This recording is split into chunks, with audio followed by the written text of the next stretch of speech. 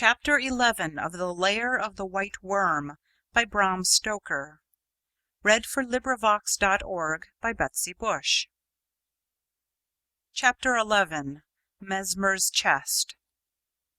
After a couple of weeks had passed, the kite seemed to give Edgar Caswall a new zest for life.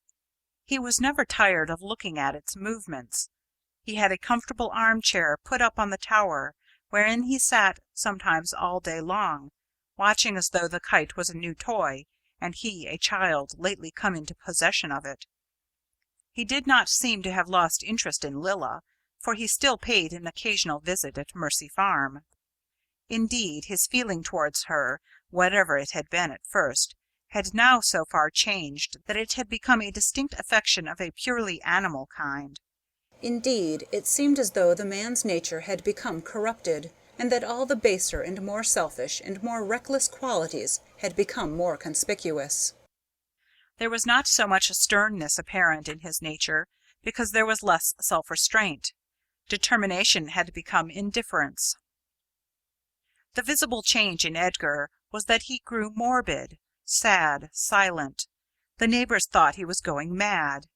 He became absorbed in the kite, and watched it not only by day, but often all night long. It became an obsession to him. Caswall took a personal interest in the keeping of the great kite flying. He had a vast coil of cord efficient for the purpose, which worked on a roller fixed on the parapet of the tower. There was a winch for the pulling in of the slack, the outgoing line being controlled by a ratchet. There was invariably one man at least, day and night, on the tower to attend to it. At such an elevation there was always a strong wind, and at times the kite rose to an enormous height, as well as travelling for great distances laterally. In fact, the kite became, in a short time, one of the curiosities of Castra Regis and all around it. Edgar began to attribute to it in his own mind almost human qualities. It became to him a separate entity, with a mind and a soul of its own. Being idle-handed all day, he began to apply to what he considered the service of the kite some of his spare time, and found a new pleasure, a new object in life, in the old schoolboy game of sending up runners to the kite. The way this is done is to get round pieces of paper so cut that there is a hole in the centre through which the string of the kite passes. The natural action of the wind pressure takes the paper along the string, and so up to the kite itself, no matter how high or how far it may have gone. In the early days of this amusement, Edgar Caswall spent hours. Hundreds of such messengers flew along the string, until soon he bethought him of writing messages on these papers so that he could make known his ideas to the kite. It may be that his brain gave way under the opportunities given by his illusion of the entity of the toy and its power of separate thought. From sending messages he came to making direct speech to the kite, without, however, ceasing to send the runners. Doubtless the height of the tower, seated as it was on the hilltop, the rushing of the ceaseless wind, the hypnotic effect of the lofty altitude of the speck in the sky at which he gazed, and the rushing of the paper messengers up the string till sight of them was lost in distance, all helped to further affect his brain, undoubtedly giving way under the strain of beliefs and circumstances which were at once stimulating to the imagination, occupative of his mind, and absorbing. The next step of intellectual decline was to bring to bear on the main idea of the conscious identity of the kite all sorts of subjects which had imaginative force or tendency of their own.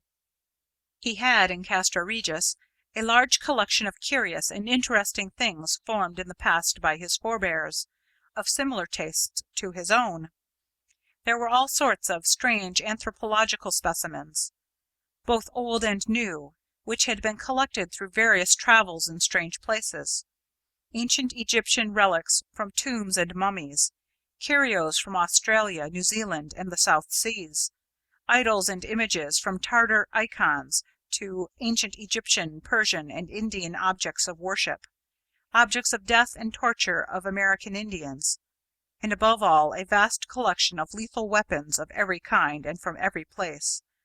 Chinese high-pinders, double knives, Afghan double-edged scimitars made to cut a body in two, heavy knives from all the eastern countries, ghost daggers from Tibet, the terrible kukri of the Gurkha and other hill tribes of India, Assassins' weapons from Italy and Spain, even the knife which was formerly carried by the slave drivers of the Mississippi region.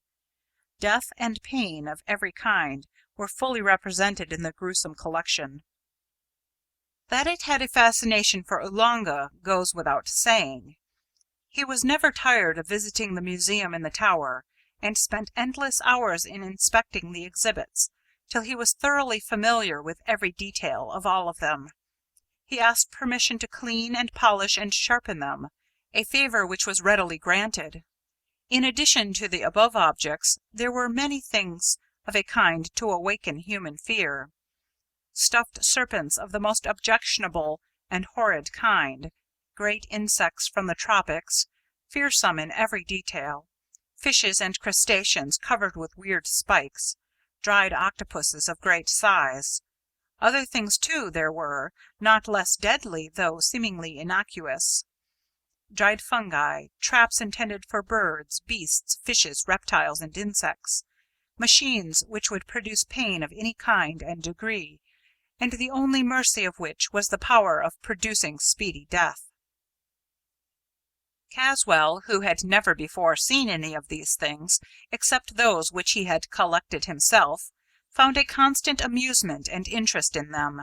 He studied them, their uses, their mechanisms where there was such, and their places of origin, until he had an ample and real knowledge of all concerning them.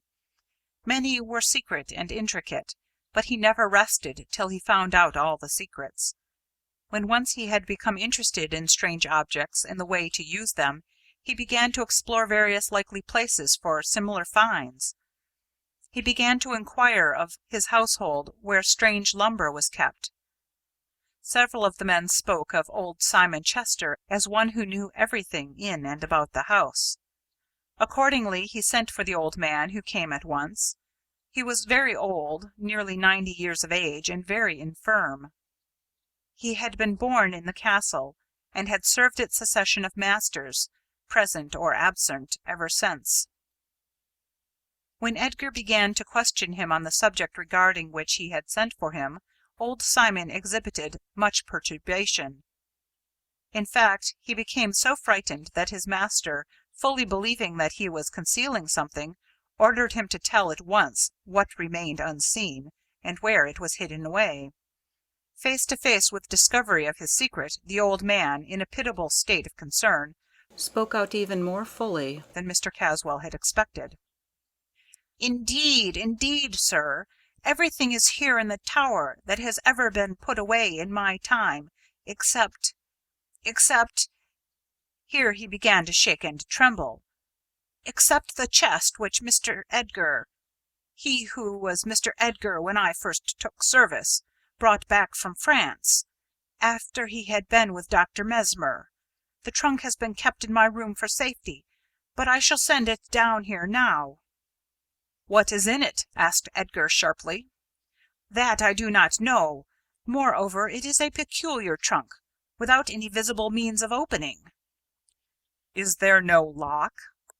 "I suppose so, sir, but I do not know. There is no keyhole." "Send it here, and then come to me yourself." The trunk, a heavy one with steel bands round it, but no lock or keyhole, was carried in by two men. Shortly afterwards old Simon attended his master. When he came into the room, Mr. Caswall himself went and closed the door. Then he asked, "How do you open it?" "I do not know, sir." "Do you mean to say that you never opened it?" "Most certainly I say so, your honour. How could I? It was entrusted to me with the other things by my master. To open it would have been a breach of trust." Caswall sneered. "Quite remarkable. Leave it with me. Close the door behind you. Stay. Did no one ever tell you about it, say anything regarding it, make any remark?" Old Simon turned pale and put his trembling hands together. Oh, sir, I entreat you not to touch it. That trunk probably contains secrets which Dr. Mesmer told my master told them to his ruin." "How do you mean? What ruin?" "Sir, he it was who, men said, sold his soul to the Evil One. I had thought that that time and the evil of it had all passed away." "That will do. Go away. But remain in your own room, or within call. I may want you." The old man bowed deeply and went out trembling, but without speaking a word. End of chapter 11. This recording is in the public domain.